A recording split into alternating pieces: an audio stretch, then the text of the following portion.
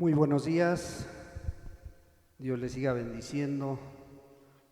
Pues hermanos, es un gusto el poder mirarlos nuevamente.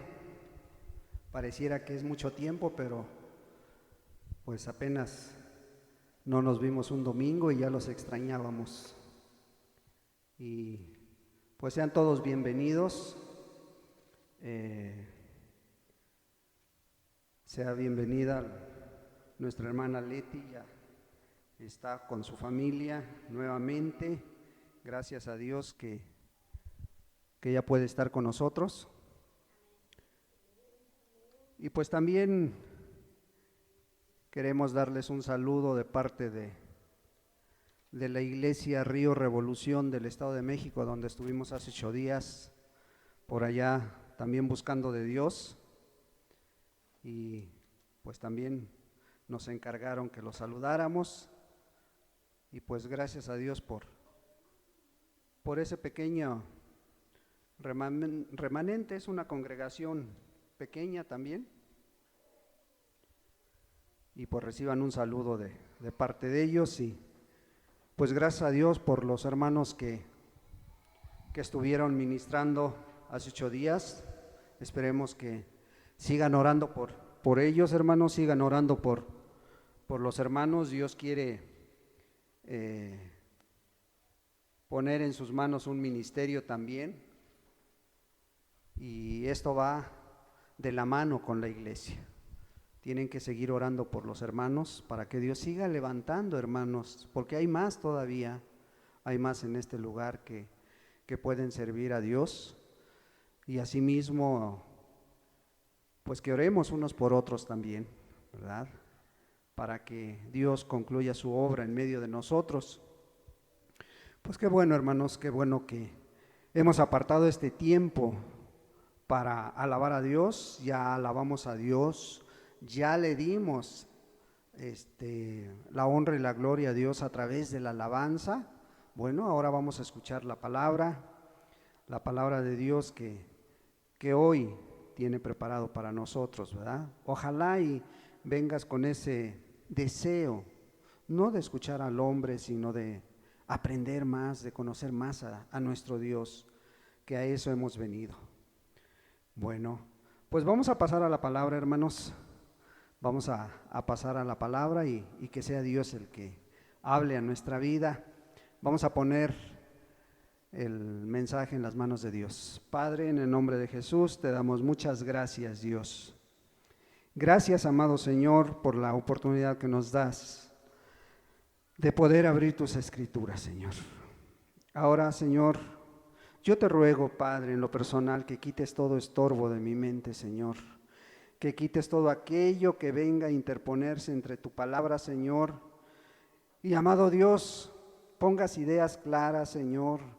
Pongas la gracia y la sabiduría para poder interpretar esta palabra, para hablar de este tema que es tan difícil, Señor. Es tan complicado, Señor, hablar, Padre, de tu venida, Señor. Es tan complicado hablar de ello, Señor, porque aún los grandes teólogos no se ponen de acuerdo, Señor. Pero yo te ruego, Señor, que sea tu Espíritu Santo el que nos ministre, el que nos hable, Señor, y el que nos dé entendimiento para comprender lo que tú quieres que entendamos a través de tu palabra. No lo que nosotros queremos, Señor, sino lo que tú, amado Dios, tratas de instruirnos, tratas de enseñarnos esta mañana, Padre. En el precioso nombre de Jesús nos ponemos en tus manos. Amén, Señor, y amén. Vamos a 2 de Tesalonicenses, hermanos.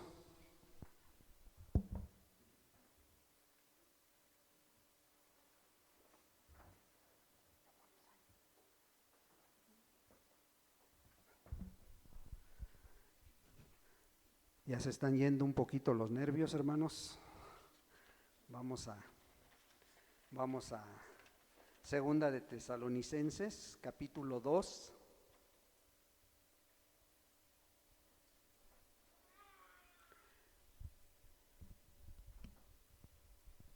¿Ya lo tienen, hermanos? Capítulo 2. Le vamos a dar lectura desde el versículo 1 al versículo 4, ¿sí? Dice la palabra de Dios: pero con respecto a la venida de nuestro Señor Jesucristo y nuestra reunión con Él, os rogamos, hermanos, que no os dejéis mover fácilmente de vuestro modo de pensar, ni os conturbéis ni por espíritu, ni por palabra, ni por carta, como si fuera nuestra, en el sentido de que el día del Señor está cerca. Nadie os engañe en ninguna manera, porque no vendrá sin que antes venga la apostasía y se manifieste el hombre de pecado, el hijo de perdición, el cual se opone y se levanta contra todo lo que se llama Dios o es objeto de culto, tanto que se siente en el templo de Dios como Dios, haciéndose pasar por Dios. Es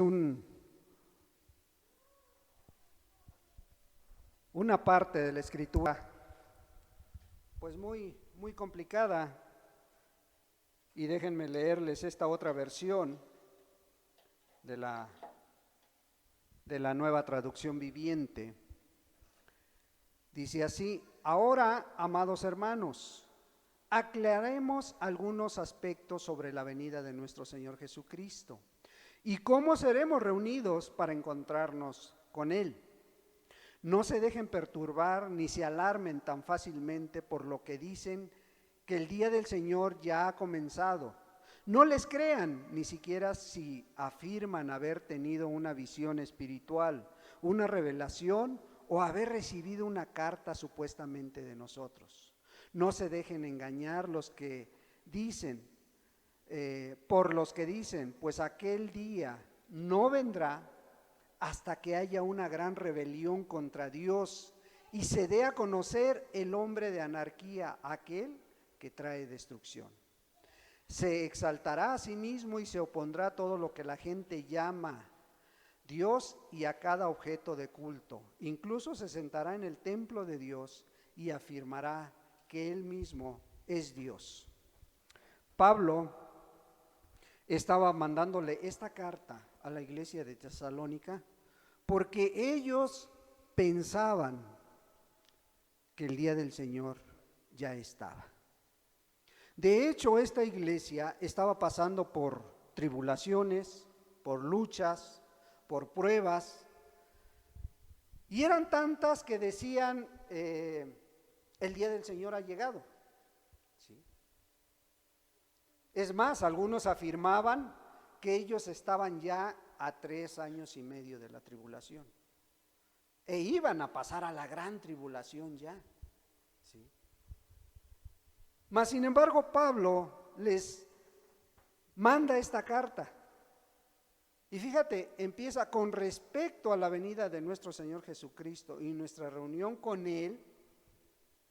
Dice, os rogamos, hermanos, os rogamos, hermanos. O sea, Pablo estaba mirando lo que esta iglesia pensaba, ¿sí? ¿Por qué pensaban ellos? Porque había fuertes rumores de que el mismo Pablo había predicado esto, había enseñado esto, de que había llegado el día del Señor, ¿sí? Entonces él empieza este capítulo tratando de quitar esa idea, ¿sí? Tratando de que, primero de aclararles una cosa, ¿sí? La venida del Señor Jesucristo, el día del Señor, dice, mira, no es lo mismo que el arrebatamiento. ¿Sí? Son dos cosas muy diferentes, ojalá y lo entendamos. Y Pablo quería aclararles esto, ¿sí? No es lo mismo, dice. Por eso él al final del primer texto dice, os rogamos, hermanos, que no os dejéis mover fácilmente de vuestro modo de pensar, ni os conturbéis. O sea, no te turbes, ni por espíritu, ni por palabra, ni por carta, como si fuera nuestra, en el sentido de que el día del Señor está cerca. Ahora bien, hablar de este tema, hermanos, es muy complicado, es muy delicado, ¿sí? Pero tengan en cuenta esto y ojalá les quede bien claro. Esta doctrina del arrebatamiento, esta doctrina de la venida del Señor Jesús, no es una doctrina de las esenciales. ¿Por qué no es esencial? Porque mira, si tú crees que va a venir antes o después, pero tú estás viviendo, como hace 8 días decía la prédica que daba el hermano, ¿sí? De estar viviendo en santidad, de estar viviendo para Dios, de estar impactando en tu colonia, de estar impactando en tu familia. En otras palabras, de estar viviendo para Cristo. Mira, sea que venga mañana o venga pasado mañana, tú estás preparado. Al fin de cuentas, eso es lo más importante. Pero sí es importante que detectemos cuáles son las señales que la palabra de Dios nos da para estar esperando estos acontecimientos, ¿sí? Bueno, hoy te quiero hablar de la señal segura de la venida de Cristo. Ese es el tema de hoy, la señal segura de la venida de Cristo. Pero, pues para esto ha habido a lo largo de la historia del cristianismo, desde Pablo, muchos mencionaban que ya estaba ahí a la vuelta de la esquina la venida de Cristo, ¿verdad? Muchos decían, es que eso ya está, la misma iglesia de Tesalónica ya lo estaba esperando, porque estaban viviendo con problemas, porque estaban viviendo con pruebas, porque estaban viviendo con enfermedades. Pero claro, Pablo les aclara, a ver, espérense, ¿sí? Espérense porque antes de esto va a haber una señal bien segura, que si están atentos a lo que la palabra de Dios marca, ustedes no van a tener ningún problema. A eso los estaba llevando el apóstol Pablo. Ahora, a lo largo de la historia, hermanos, a lo largo de la historia han aparecido y hablado de muchas señales, ¿sí? Y aquí el apóstol Pablo, fíjate en el versículo 3, dice, nadie os engañe en ninguna manera, porque no vendrá sin que antes venga, ¿qué? La apostasía y se manifieste el hombre de pecado, el hijo de perdición. No está diciendo el apóstol Pablo, no va a venir, ni tampoco yo te quiero motivar a que no creas en la venida del Señor, en el arrebatamiento, no. Dice el apóstol Pablo, va a venir, pero ¿sabes qué? Antes que venga, debes de estar atento a esto, a lo que va a suceder. Y estos textos tenemos que estudiarlos cuidadosamente, porque antes en otros lugares, en otros tiempos, se ha hablado mucho de este hombre de perdición, del hijo de perdición. Muchos hablan y le han puesto nombres, ¿sí? Y por ejemplo, la Escritura nos habla de muchos personajes diferentes, pero que pudieran ser el mismo. Y aún los grandes teólogos no se ponen de acuerdo en esto, ¿sí? Aquí nos está hablando del hombre, el hijo de perdición, ¿sí? Juan, el apóstol Juan, por otro lado, lo menciona como el anticristo, ¿sí? Daniel 7:8 dice el cuerno pequeño, y también se identifica como el hombre de perdición. También Daniel lo identifica como el rey altivo de rostro, ¿sí? Daniel 8:23. Como el príncipe que ha de venir, Daniel 9:26. Como el rey voluntarioso, Daniel 11:36. Zacarías, el profeta, como el pastor inútil, ¿sí? Zacarías 11:17. Apocalipsis como la bestia subida del mar, Apocalipsis 13, del 1 en adelante.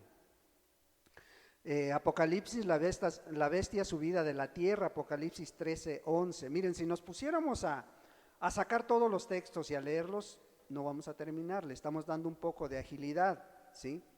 Entonces, el hombre de pecado ha recibido muchos nombres, inclusive a través de la historia, muchos lo han identificado como la Iglesia Católica, al anticristo, al hombre de pecado, al hijo de perdición, como la Iglesia Católica y como el Papa, como el anticristo. Algunos otros como el Imperio Romano, el antiguo Imperio Romano. Algunos otros como el final de las iglesias.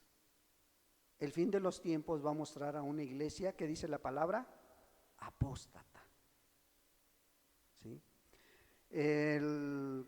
Algunos otros pues lo han identificado como que Judas va a reencarnar, Judas se va a aparecer. Y acuérdense que Judas representa todo apóstata, todo aquel que se aparta de la verdad, ¿sí? Algunos otros ya lo dan por hecho, que ya pasó, que todo esto ya pasó, que fue Nerón, ¿sí? O algunos lo identifican como el Estado judío hoy en día, algunos otros como Mahoma, como Lutero inclusive, como Napoleón, algunos como aquel gran guerrero que fue Antíoco Epifanes en la guerra de los judíos, algunos otros como Hitler, y todos ellos le ponen nombre de que fue el hombre de perdición, fue el anticristo, ¿verdad? Pero, ¿qué nos dice realmente la palabra de Dios? ¿Qué nos dice la Escritura? ¿Verdad? Pablo está hablando de la venida de Cristo, pero realmente él se refiere al arrebatamiento que va a haber de su iglesia, ¿sí? Entonces él hace que este capítulo sirva para corregir malos entendidos que habían surgido en esta iglesia y en muchas iglesias también, ¿sí?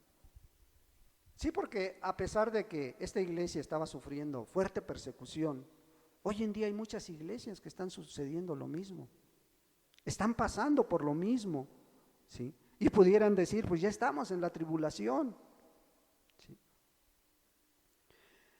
Pero te digo, esto ha venido a través de la historia, ha traído muchos nombres, y Juan, el apóstol, mira lo que nos dice en Primera de Juan 2:18, Primera de Juan 2:18, dice así: hijitos, ya es el último tiempo, y según vosotros oísteis que el anticristo viene. Así ahora han surgido muchos anticristos. Por esto conocemos que es el último tiempo, ¿sí? Ahora, enfoquémonos, siempre se les ha dicho que para entender un texto, para entender una porción de las Escrituras, ¿qué necesitamos? Necesitamos saber en qué situación estaba viviendo la persona, a quién se lo estaba mandando, a quién se lo estaba diciendo. Y en este caso, el apóstol Juan, fíjate, está mencionando, dice, así ahora han surgido muchos anticristos. No está hablando de una persona, está hablando de muchos. Y fíjate lo que dice ahí mismo en el versículo 22, 2:22, dice: ¿quién es el mentiroso sino el que niega que Jesús es el Cristo? Este es anticristo, el que niega al Padre y al Hijo, ¿sí? Ahora, vámonos a la segunda carta de Juan, en el versículo 7, dice así: porque muchos engañadores han salido por el mundo, que no confiesan que Jesucristo ha venido en carne, quien esto hace es el engañador y el anticristo.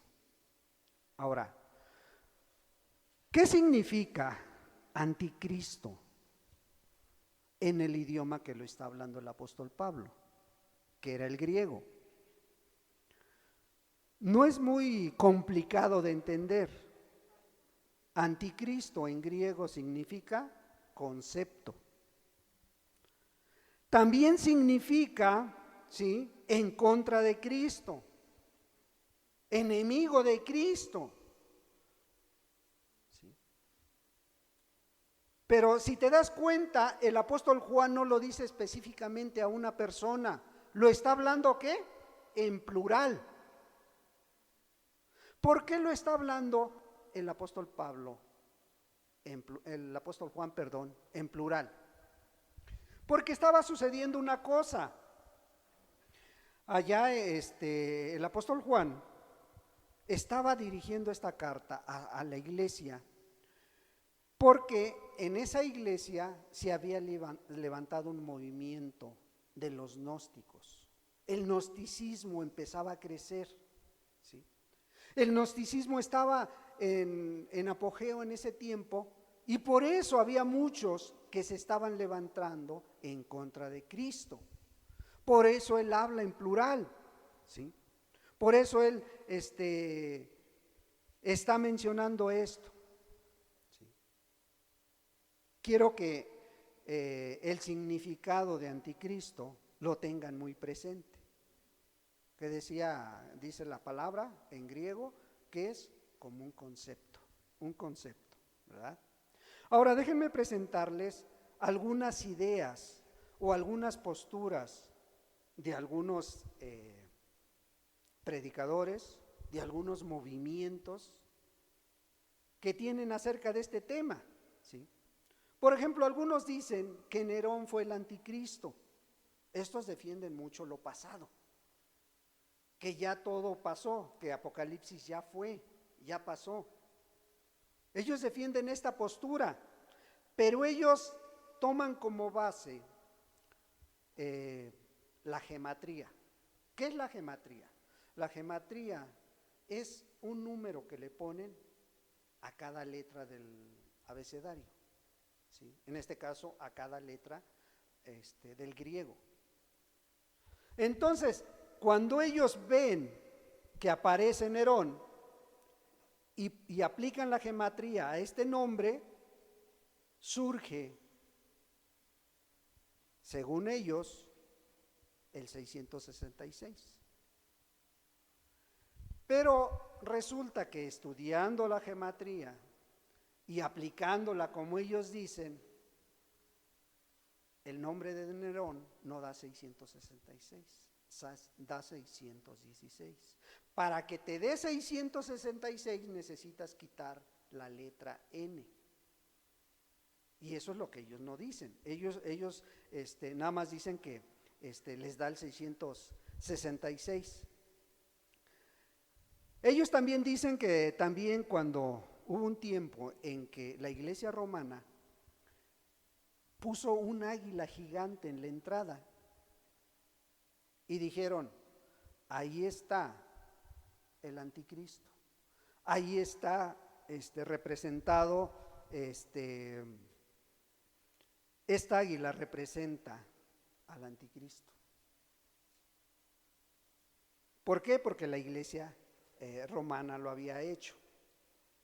Entonces dicen, ya ven, aquí se cumple la palabra. El anticristo vino y se sentó en el templo de Dios, creyendo que la iglesia romana es el templo de Dios, ¿sí? Entonces, si lo vamos a comparar con la escritura, nada de esto es bíblico. Esto no es bíblico, hermanos, ¿sí? Pero bueno, ellos defienden su postura. Hay otros que toman Apocalipsis 13 y dicen que el anticristo es el papado, que el papa es el anticristo, ¿sí? Pero si tú lees Apocalipsis 13:1, se necesita forzar mucho el texto para querer entender lo que ellos dicen, ¿sí? Ellos mencionan que el mar representa a la multitud de la gente. Ahora, ¿tú crees que Apocalipsis 13:1, tú crees que eso esté hablando el Señor? No, ¿sí? Que la bestia lo habla muy claramente, dicen, y que Apocalipsis 17:9 lo confirma. Esos textos tú los puedes estudiar en casa. Y entonces han pasado muchos papas y han sido anticristos. Y te voy a decir por qué sí han sido anticristos. Porque están apartados de la verdad. No porque sean exactamente la persona que los está mencionando la Escritura, ¿sí? Hay otra corriente que dice que va a ser un personaje, ¿sí? Y que su espíritu se va a manifestar o se ha manifestado en diferentes personajes, ¿sí? Dicen que va a venir de la Confederación Europea. Y esto hay muchos estudiosos que lo sostienen, ¿sí? Que la Confederación Europea, de ahí va a salir el anticristo. O que va a venir del renacimiento romano, que el imperio romano va a resurgir, no como la Iglesia Católica, sino como un imperio, ¿sí? ¿En qué se basan? Se basan en Daniel 9:25, Daniel 7:25. Se basan en Apocalipsis 17:7, ¿sí? Y dicen que Europa se va a fundir en un solo continente y va a ser un solo continente. Hace años yo recuerdo cuando iba a entrar el euro, decían que ya eso se estaba llevando a cabo. Al final de cuentas esto va a ser casi imposible, o más bien imposible, que se lleve a cabo, ¿sí? Otros dicen que el anticristo tiene que ser judío, ¿sí? Porque así lo dice la Biblia. Ni ellos mismos se ponen de acuerdo. Otros dicen que no, que tiene que ser un danés, porque tiene que ser de la tribu de Dan. De ahí tiene que salir el anticristo. Algunos otros, basados en Daniel 11:37, dicen que el anticristo tiene que ser del LGTB, un homosexual, ¿sí? Y eso lo sostienen mucho, ¿sí? Pero te digo, ni ellos mismos se ponen de acuerdo. Otra postura de otra denominación dicen que esto va a ser un sistema y no un hombre, ¿sí? Que el 66 es un número de hombre. Y en eso tienen razón, ¿sí? ¿Cómo lo afirman? Dicen que el hombre fue creado al sexto día y representa la imperfección. Por otro lado, Dios creó los cielos y la tierra y toda la creación en 6 días. Y el séptimo día lo reposó. Y eso nos habla de la perfección, nos habla de lo perfecto que es Dios, ¿sí? Pero todos aquellos que dicen que el 66 es el anticristo, apenas ven plasmado en una placa, en una dirección o en un código de barras el 66 y se santiguan. Algunos dicen que ahí está la bestia. Y sí, algunos sí se comportan así porque manejan como bestias al traer sus carros con el 66. Pero no quiere decir número. El 66 es un número de hombre como cualquier otro, como te pudo haber tocado el 55, el 77. Y no porque tengas el 77 en tu coche, en tu placa, eres perfecto. ¿Sí me estoy dando a entender, hermanos? ¿Sí? Entonces, no por eso significa que ya nadie os engañe en ninguna manera. Sí, ya vimos varias posturas, ya vimos varias posiciones de varios movimientos y de personas acerca de esto. Dice, porque no vendrá, o sea, no vendrá, ¿quién?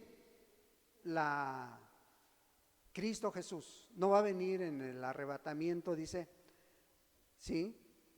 No va a venir Cristo antes que venga la apostasía. A ver, dice el apóstol Pablo, nadie os engañe. Hay muchas personas que tratan de imponer su idea, tratan de imponer lo que ellos creen, ¿sí? Dice entonces, nadie te engañe acerca de la venida de Cristo. Y que quede bien claro, hermanos, Él no está diciendo que no va a venir. Al contrario, Él está afirmando con claridad, sí viene, pero antes, dice, antes llega la apostasía. ¿Qué es la apostasía? Alguien que me pudiera contestar. ¿Qué es la apostasía, hermanos? ¿Qué es la apostasía? Ya lo hemos estudiado.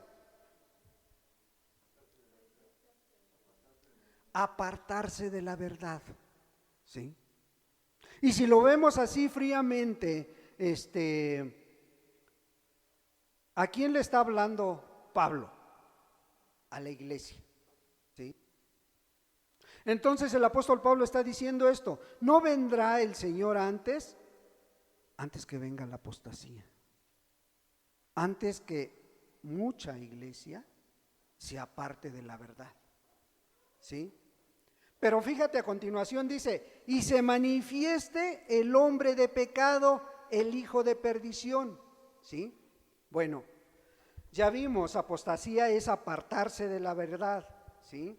Ya vimos que Pablo le está hablando a la iglesia, ¿sí? O sea que esta actitud de apartarse de la verdad se iba a manifestar ¿en quién? En la iglesia, ¿sí?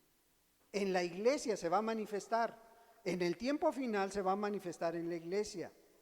Este es el hombre de pecado, será visto en las congregaciones, en las iglesias. ¿Por qué? Porque apostasía es negar la fe, es negar lo que dice la palabra, es ir detrás de doctrinas de hombres, ¿sí?, antes que lo que dice la palabra de Dios. Muchas iglesias hoy en día descansan su declaración de fe en lo que cree el movimiento o en lo que dice el pastor, ¿sí? Y muchas veces la declaración de fe es por un sueño que el pastor tuvo o que un hermano tuvo, ¿sí?, o que la denominación está tomando, y basan su fe en esa visión o en ese sueño. Bueno, ahora entendamos el cuarto texto. Este es donde descansa toda esta enseñanza, en este texto. Fíjate, ¿qué dice? Te voy a leer el 3, dice, nadie os engañe en ninguna manera, porque no vendrá sin que antes venga la apostasía y se manifieste el hombre de pecado, el hijo de perdición. Y luego dice, el cual se opone contra todo lo que se llama Dios o es objeto de culto. Pero aquí viene lo importante, hermanos, en esta parte B del texto. Tanto que se siente en el templo de Dios como Dios, haciéndose pasar por Dios. Bueno, esta actitud o esta persona dice que se levanta en contra de la verdad o en contra de todo aquello que le rinde culto a Dios o que alaba a Dios. Bueno, esta persona o esta actitud se opone a tal grado que se sienta en el templo de Dios. Fíjate, que no se te olvide que Pablo le está hablando a la iglesia, ¿sí? Entonces aquí necesitamos estudiar detenidamente esto, ¿sí? ¿Cuál? Esto que está diciendo la palabra, dice, tanto que se sienta en el templo de Dios, como Dios haciéndose pasar por Dios. Bueno, Pablo era un hombre muy culto, era un hombre muy estudiado. Él estudió a los pies de Gamaliel, el maestro más avanzado en la ley, más avanzado en la doctrina. Por lo tanto, Pablo sabía usar muy bien las palabras en griego y sabía muy bien cuándo usar una y cuándo usar otra, ¿sí? Y la palabra en griego no significa lo mismo, aunque estén hablando de la misma cosa en un texto que en otro, ¿sí? Pablo, en este texto, algunos estudiosos dicen que se está refiriendo al templo de Jerusalén, al templo judío de aquel entonces, ¿sí? Pero si lo vemos detenidamente, si lo estudiamos como espero que lo pueda yo hacer para poder transmitirles esto, no se estaba refiriendo al templo. Una es de que si Pablo se estaba refiriendo al templo, esto tiene que, para empezar, para que venga la venida de Cristo y para que venga la apostasía, va a tener que terminarse primero el templo. Porque si no, ¿cómo se va a sentar el anticristo en el templo de Dios? ¿Sí me estoy dando a entender? ¿Sí? Si no hay templo, ¿dónde se va a sentar el anticristo? ¿Sí? Bueno, algo que cambia todo es la palabra que Pablo está usando para referirse al templo, hermanos.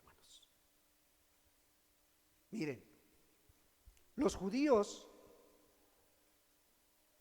los discípulos, la mayoría que Jesús mismo, sabían cómo usar la palabra en griego para referirse a algo. Y por ejemplo, cuando los judíos y el mismo Señor Jesús se refería al templo de Jerusalén, usaba una palabra en griego que la mayoría conocían, ¿sí? En el griego la palabra templo significa huiros, H-U-I-R-O-S. Eso es lo que significaba en griego. Ojalá y te lo grabes. Huiros, para referirse al templo de Jerusalén, ¿sí? La mayoría de judíos, inclusive ahorita te voy a dar citas de los discípulos, cuando se referían al templo de Jerusalén, usaban mucho esta palabra. Pero Pablo no usa esta palabra aquí en Segunda de Tesalonicenses. Fíjate bien la palabra que está usando. Está para templo, está usando la palabra en griego naos, N-A-O-S, naos. ¿Qué significa naos? En griego significa santo, significa apartado, significa iglesia, ¿sí? Y huiros, por otro lado, significa templo de Jerusalén o templo judío. Entonces, esto cambia la teoría del templo de Jerusalén, ¿sí? ¿Por qué lo cambia, hermanos? Porque Pablo, cuando usa esta palabra, se refiere a la iglesia, ¿sí? Se está refiriendo a la iglesia. Fíjate bien, se está refiriendo a los cristianos. Entonces ese anticristo no va a ser otro, o no es otro, más que un apóstata. ¿Sí me estoy dando a entender, hermanos? Quiero que quede muy claro esto, hermanos. No va a ser otro más que un apóstata que se hace pasar como cristiano, ¿sí? Porque si Pablo se estuviera refiriendo al templo de Jerusalén, ¿sí?, y estuviera diciendo al templo de Dios, templo de Jerusalén, el sacrificio de Cristo sería menor. O sea, no sería valorado como es. ¿Por qué? Porque le está llamando templo de Dios a un edificio de 4 paredes. Pero no es así, ¿sí? Al contrario, Pablo le está dando la importancia que es necesaria y le está diciendo a la iglesia como templo de Dios, ¿sí? Entonces, naos se usa para nombrar a la iglesia, al cristiano. Y ahorita te lo voy a comprobar con la Biblia. Vamos a 1 Corintios 6. 1 Corintios 6.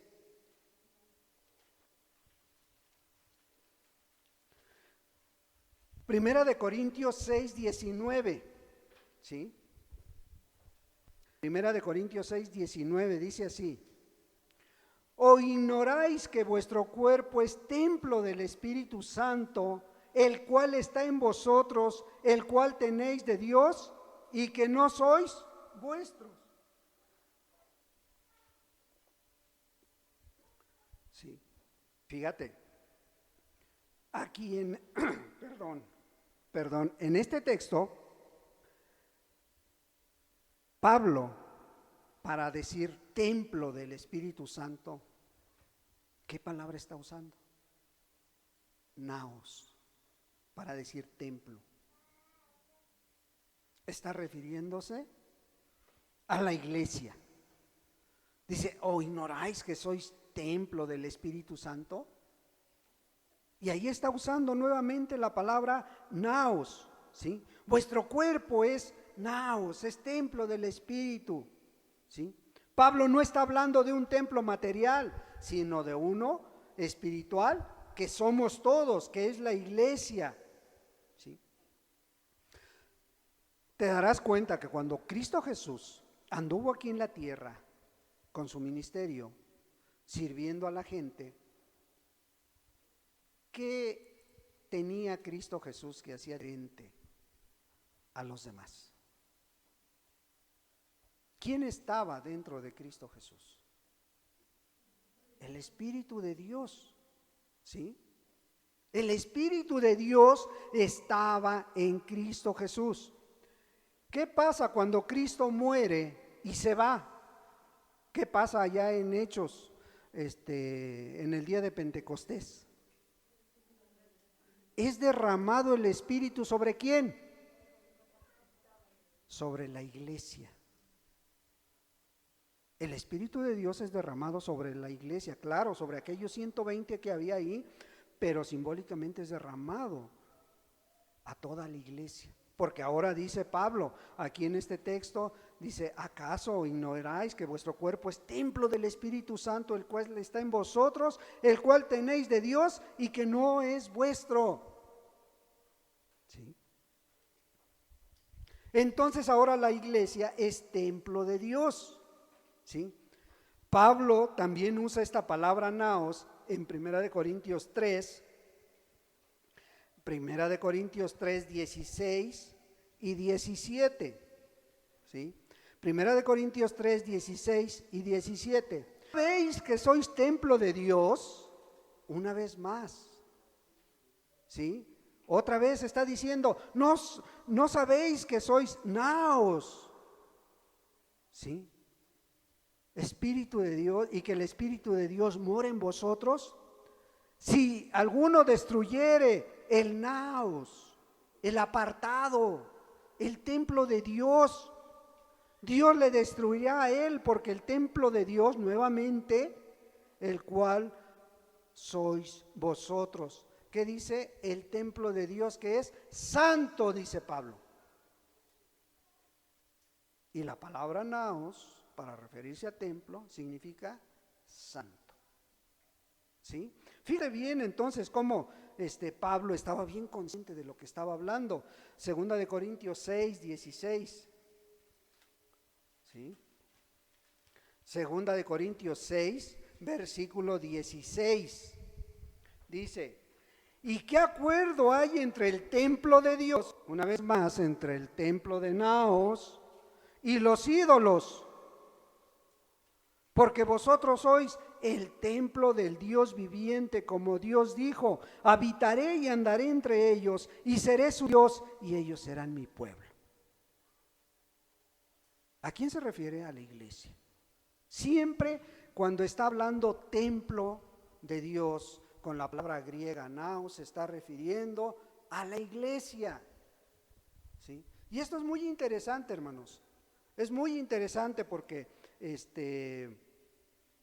Pablo sabía, y todos los discípulos sabían usar muy bien el griego, su significado, ¿sí? Ahora te voy a poner un ejemplo, el último de Pablo, Efesios 2:21. Efesios 2:21.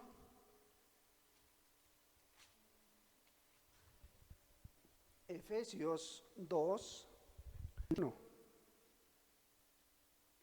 Dice: en quien todo el edificio bien coordinado va creciendo para ser un templo santo en el Señor. ¿De quién está hablando Pablo nuevamente? De la iglesia. Si tú ves un texto antes, está hablando de un edificio, pero está hablando alegóricamente. Ese edificio es la iglesia de Dios, ¿sí? ¿Qué dice? Si la iglesia se conjunta, se coordina, ¿qué dice? Va a ir creciendo adecuadamente, ¿sí? Entonces, Pablo sabía muy bien a quién se dirigía y las palabras que tenía que usar para cada caso. Ahora, ahí te va un ejemplo. Romanos 2. Romanos 2. Aquí voy a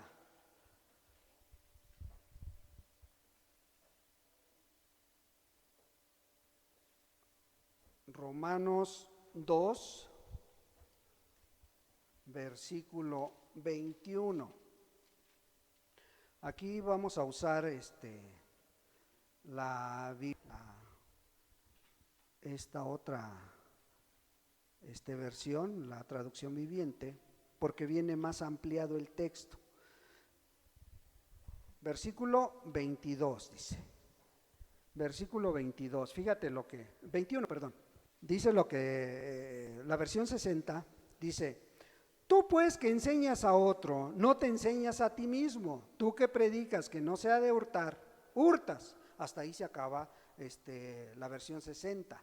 La traducción viviente dice de esta manera: ahora bien, fíjate bien, si tú enseñas a otros, ¿por qué no te enseñas a ti mismo?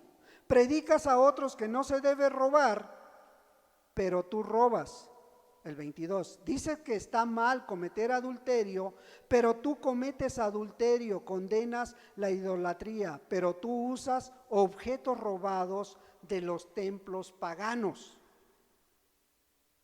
¿Sí? Ahí también Pablo está mencionando la palabra templos. En la versión 60, perdón, yo me equivoqué del texto, es el 22. Dices: tú que adulteras, tú que abominas de los ídolos, cometes sacrilegio. Pero acá en la traducción viviente está hablando de un templo, ¿sí? Dices que está mal cometer adulterio, pero tú cometes adulterio, condenas la idolatría, pero tú usas objetos robados de los templos paganos. ¿Y sabes qué palabras está usando Pablo para templo? Muy diferente. Ni está usando naos, ni está usando huiros, está usando otra palabra en griego, ¿sí? Está usando la palabra hierosueleo en el griego, pero que significa templo, templo de 4 paredes. No específicamente templo de Jerusalén, pero significa templo. Otro ejemplo que está dando Pablo de cómo usar el griego, Primera de Corintios 8,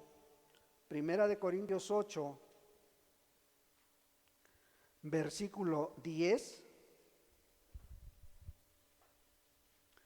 versículo 10, dice así: porque si alguno te ve a ti, que tienes conocimiento, sentado a la mesa en un templo, aquí dice un lugar de ídolos, la conciencia de aquel que es débil no será estimulada a comer de lo sacrificado a los ídolos.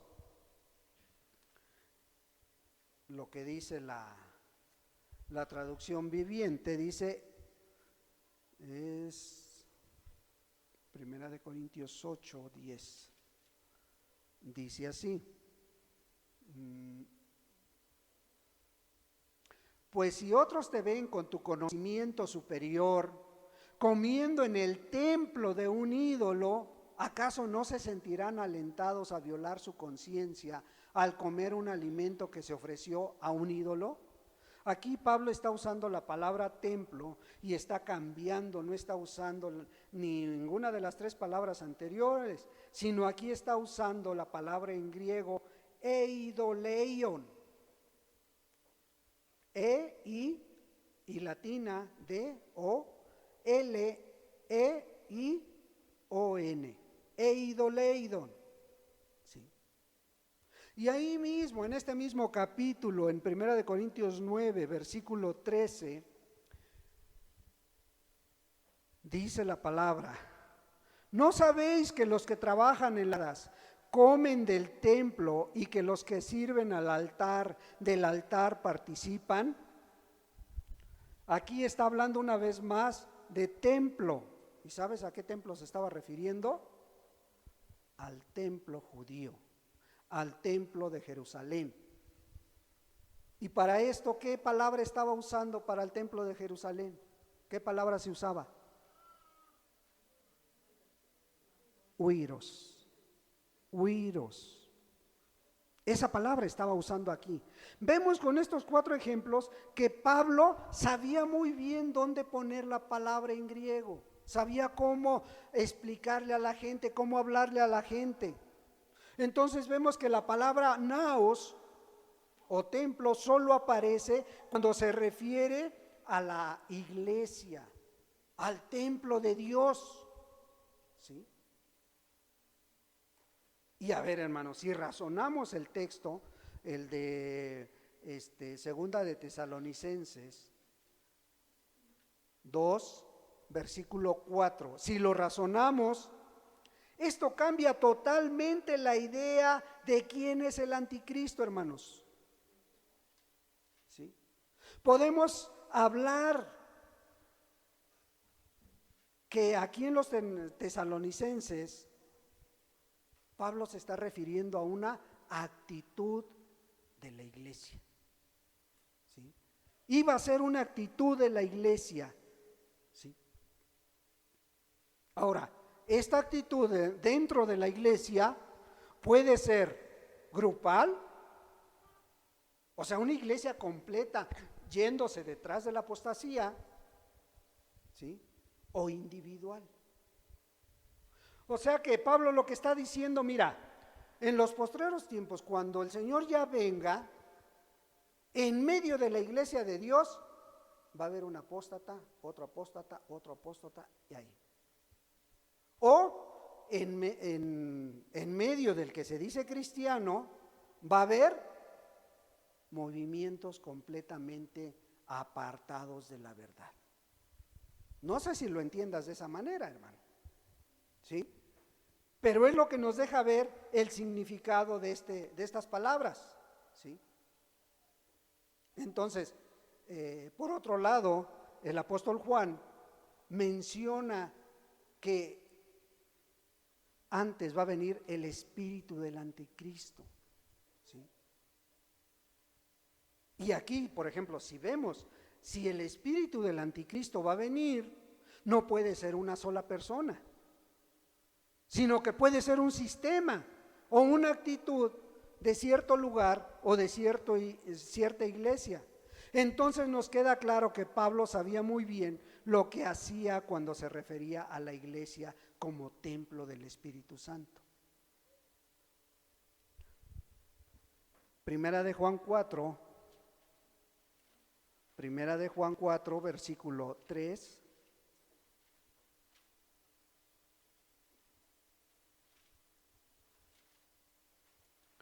4:3 dice así: y todo espíritu que no confiesa que Jesucristo ha venido en carne no es de Dios, y este es el espíritu del anticristo, el cual vosotros habéis oído que viene y que ahora ya está en el mundo. Fíjate, aquí Pablo ya lo está, Juan, ya lo está especificando un poquito más. Dice el espíritu, o sea, no un hombre específicamente, no un personaje, no una persona, el espíritu, que puede estar en un grupo, en una denominación completa o en una persona en medio de una iglesia. ¿Sí? Entonces, pudiéramos preguntar, ¿el anticristo vendrá o no vendrá? No. Eso es que cada uno lo razonemos, lo entendamos, ¿sí? No estamos diciendo que no va a venir. No estamos diciendo que es una sola persona o que realmente es un sistema. Lo que estamos diciendo es que la señal segura de la venida de Cristo es esta, ¿sí?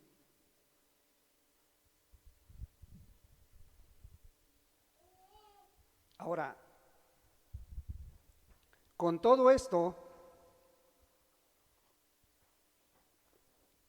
ya te dejé ver varias posturas, ya te dejé varias ideas, ya te expliqué el texto, pero ¿qué pienso yo? O sea, ¿cuál es mi postura acerca de este pasaje? ¿No? ¿Cuál es mi postura acerca de esto? ¿Qué es lo que yo entiendo? ¿Sí? Mira,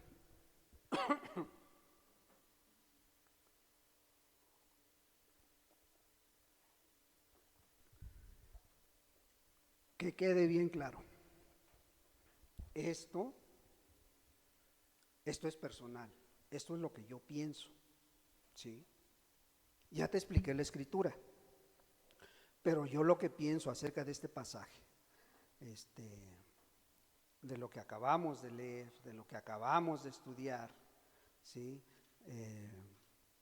Te voy a dejar mi postura bien clara. La palabra dice: nadie os engañe en ninguna manera, porque no vendrá sin que antes venga la apostasía y se manifieste el hombre pecado, el hijo de perdición, el cual se opone y se levanta contra todo lo que se llama Dios o es objeto de culto, tanto que se sienta en el templo de Dios como Dios, haciéndose pasar por Dios. Bueno, ¿qué es lo que yo pienso? Lo que yo pienso es esto: que el anticristo ya está operando en las diferentes denominaciones, hermano. En muchas denominaciones este sistema, este espíritu ya está en día. Hoy en día hay muchas denominaciones que empezaron en la verdad, empezaron en el Espíritu de Dios, y ¿qué ha pasado? Se han apartado de la verdad. Ese es lo que yo pienso, ¿sí? ¿Por qué pienso esto, hermanos? Por esto, porque hoy en día la mayoría de predicaciones, la mayoría de predicaciones que tú escuchas por la red, que tú conoces de otras iglesias, la mayoría de predicaciones han hecho a un lado a Cristo Jesús y se han enfocado a predicar al hombre, a poner como centro de atención no a Cristo, sino al hombre. ¿Cómo es esto? Porque han puesto al hombre, porque han puesto sus necesidades antes que sus obligaciones y sus responsabilidades con Dios. Ponen al hombre como el centro de toda la prédica, como el centro de atención de ese mensaje. Sí leen algún texto, pero ¿sabes qué? Enfocan más a las necesidades, enfocan más la prédica al humanismo de hoy en día. ¿Sí? No lo enfocan en que te tienes que arrepentir y venir a Dios y pedirle perdón a Dios para que te vuelvas a Dios, te reconcilies con Dios. No lo hacen como dice Pablo, nosotros somos embajadores de Cristo. Nosotros somos pacificadores. ¿Para qué? Para que un pecador se entregue a Cristo. Y esa es nuestra labor, presentarles al Dios vivo, al Dios único, al Dios que dio su vida. Hoy en día, ¿qué se hace? No se está haciendo esto, hermanos. No se está hablando de la reconciliación con Dios. Se está hablando de cómo ser próspero, cómo ser un empresario próspero, cómo ser una mujer próspera. Se enfoca más a la necesidad del hombre, de la mujer, que a la necesidad que tú tienes de Dios. En muchos lugares está esto, ¿sí? Les están enseñando que como son hijos de un rey, manipulan esta idea, como son hijos de un rey, tú tienes que tener un carro último modelo, tú tienes que tener lo más avanzado en tecnología, lo más avanzado en lujos, tú tienes que tener una buena casa, un buen trabajo, o no eres hijo de un rey. Eso lo están diciendo en las iglesias, ¿sí? Pero no te están diciendo, busca primero el reino de Dios y su justicia y lo demás. Si ve que Dios necesitas para poder ayudar a la gente, Dios te va a dar. Pero si ve tu actitud, que no quieres hacer la voluntad de Dios, pero ahí sí te dicen, todo esto, ¿sí? Hoy han convertido las prédicas, las reuniones, en reuniones motivacionales. Los pastores se han vuelto más motivacionales que bíblicos. Te hablan más de ideas, de formas, de cómo lograr el éxito, de cómo ser un hombre exitoso, ser una mujer exitosa, y no te hablan conforme a la palabra de Dios. ¿Sí? La palabra de Dios será para motivarte que te portes bien, a que seas bueno con tu esposa, con tu familia, que seas bueno con tus hijas. No, dice la palabra de Dios. La palabra de Dios dice que toda la palabra es inspirada por Dios y útil ¿para qué? Para instruir, para redarguir, para enseñar, para corregir. Para eso es la palabra de Dios, hermanos. No para hacerte sentir bien, no para estarte contando un chiste o dos chistes en cada prédica y a veces cada 5 minutos te dan un chiste. ¿Para qué? Para hacerte sentir bien. Y hermano, saluda a la hermana, saluda al que está atrás, ríete con él, hazle sentir que está bienvenido en este lugar. La palabra de Dios no es para hacerte sentir bien, hermano. La palabra de Dios es para redarguir la vida que llevas.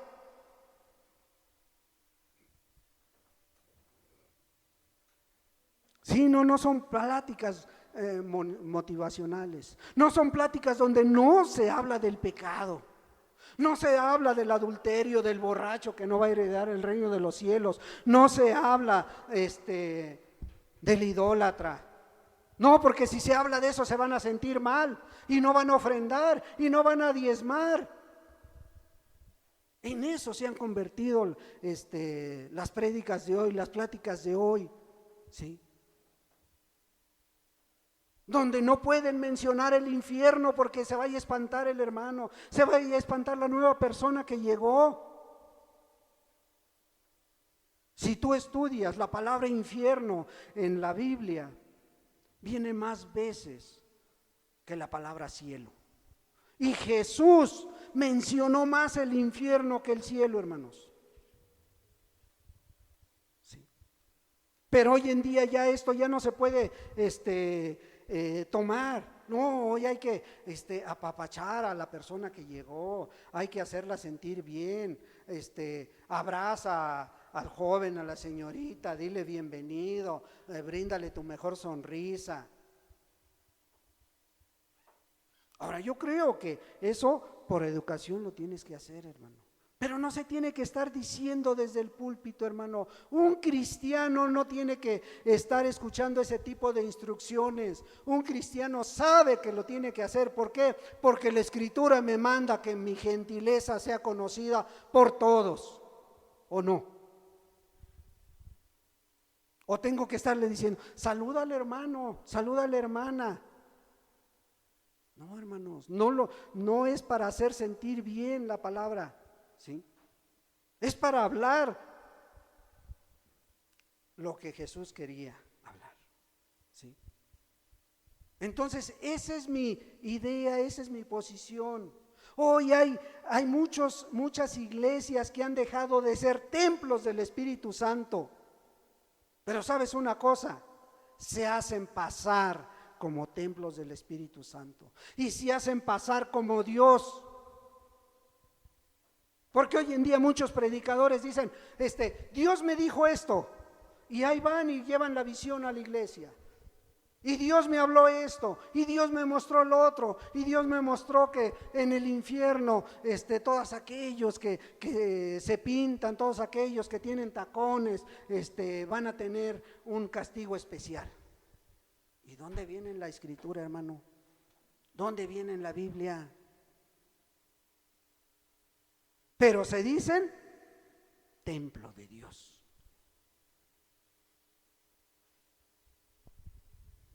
Y hay iglesias completas, movimientos completos. Y puede haber aquí en medio de nosotros también personas que se hacen pasar como Dios y más sin embargo no son hijos de Dios. Porque aquí lo dice la Escritura. La Escritura lo está diciendo, ¿sí?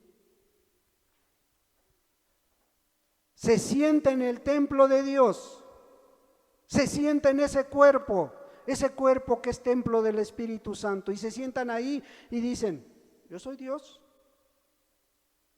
Y hay predicadores hoy en día que se sienten superiores a Dios, infalibles. Y así es, hermano. Si esto, yo sé que a muchos no les va a agradar, yo sé que a muchos no les agrada, que a algunos que van a escuchar por audio esto, no les agrada. Pero muchos dicen, Dios me dijo, Dios me habló. Hablan en nombre de Dios, pero no son templos de Dios, mucho menos son hijos de Dios. Esto es lo que yo creo, hermanos. Sí. Algunos piensan que va a ser un hombre poderoso. Algunos piensan que va a ser un líder político. Algunos un LGTB, ¿sí? Otros piensan que es el Papa. Otros piensan que va a ser un sistema económico y que para esto te van a poner la marca de la bestia. O que algunos ya no la pusimos porque ya nos vacunamos y que ya la marca de la bestia. ¿Sí? Yo es lo que pienso, hermanos, que esta actitud de la iglesia, esta actitud de muchos que se dicen cristianos, ya está en medio de nosotros. ¿Sí? Ya está actuando. Pero al final de cuentas, hermano, lo más importante de todo esto es cómo lo estás esperando tú. ¿Cómo estás viviendo? ¿Como templo del Espíritu Santo? ¿Como hijo de Dios? ¿O te estás haciendo pasar por hijo de Dios? Y eso solamente tú lo sabes. Bueno, y algunos también su familia. Algunos también su familia. Nuestra familia sabe cómo vivimos en casa. ¿Sí? Esa es la idea, esa es la posición que yo tengo. ¿Sí? Hoy nosotros que conocemos de Dios, que conocemos la verdad, tenemos que vivir como si hoy fuera a venir Cristo Jesús, como si hoy fuera nuestro último día. Y no importa que sea un sistema, no importa que sea un personaje, no importa que sea mi hermano, mi hermana, mi esposa, yo tengo que estar viviendo como si fuera el último día aquí en la tierra. ¿Sí? Dice Pablo a los romanos, dice, sea que vivamos o sea que muramos, pero que seamos del Señor, hermanos. ¿Sí? Eso es lo más importante, hermano. Eso es lo más importante. Pero ahí está, agrego mi posición a las teorías y a las ideas que los demás tuvieron. Ojalá, hermanos, no sea para tropiezo esto y sea para edificación. Toma lo que es para ti, toma lo que Dios habló para tu vida y lo demás pues hazlo a un lado, Pero si crees que Dios de una o de otra manera en algún punto trató contigo, no tardes en responderle a Dios, no a nosotros, sino al nombre bendito de nuestro Señor Jesucristo. ¿Sí? Demos gracias a Dios, hermanos. Padre, en el nombre de Jesús te doy muchas gracias, Dios. Gracias, amado Padre, por tu Espíritu, Señor, porque es palpable, Señor. Gracias, Dios, por ser tan bueno con un servidor, Señor, porque, amado Dios, para ti no hay nada imposible, Señor. Padre, y pues yo te ruego, Señor, que tu pueblo, que tu iglesia, Señor, esté viviendo como si hoy vinieras, Padre. Como si hoy vinieras o nos pidieras cuenta a cada uno, Señor. Solo tú sabes cuándo vas a venir, porque tu palabra dice que nadie sabe ni el día ni la hora. Pero tú mismo le dijiste a tus discípulos, velad y orad para que no entréis en tentación. Ayúdanos a tener esta actitud, Padre, a tener esa actitud de estarte esperando a ti, Señor. En el precioso nombre de Jesucristo, te ruego por aquellos que han de escuchar esta palabra a través de esta grabación, Señor, que pueda ser de una bendición y no pueda ser de tropiezo para ellos. Y si hay alguien, Señor, que ya adoptó esta actitud, Padre, tu Espíritu Santo lo confronte y lo vuelva al buen camino, Señor. En el nombre de Cristo Jesús, muchas gracias. Amén, Señor, y amén. Antes de salir, si quieren en sus casas estudiar estos textos donde los escritores están tomando la palabra en griego huiros, ¿sí?, para el templo de Jerusalén, para el templo que había hecho Herodes, ¿sí? Y dice así, la primera cita es Mateo 21:12, también el versículo 14, el 15 y el 23 del mismo capítulo, Mateo 21, perdón. Mateo 23, 16, 17, 21 y 35. Mateo 23, 16, 17, 21 y 35. Mateo 24, 1. ¿Sí? Mateo 24, 1. Mateo 27, 51. Lucas 1, 9 y 10 y 22 también. Lucas 1, versículo 9, 21 y 22. Que ahí en ese se refiere más a santuario que a templo, pero en algunas versiones traen templo. Lucas 2, 27, 37 y 46. Lucas 2, 27, 37 y 46. Lucas 2, Juan 2, Juan capítulo 2, versículo 15. Y hay muchísimos más donde se está usando esta palabra, ¿sí? Templo. Entonces, esto todos estos textos que te acabo de dar se refieren al templo de Herodes y están usando la palabra huiros, ¿sí? Pues Dios les bendiga, hermanos.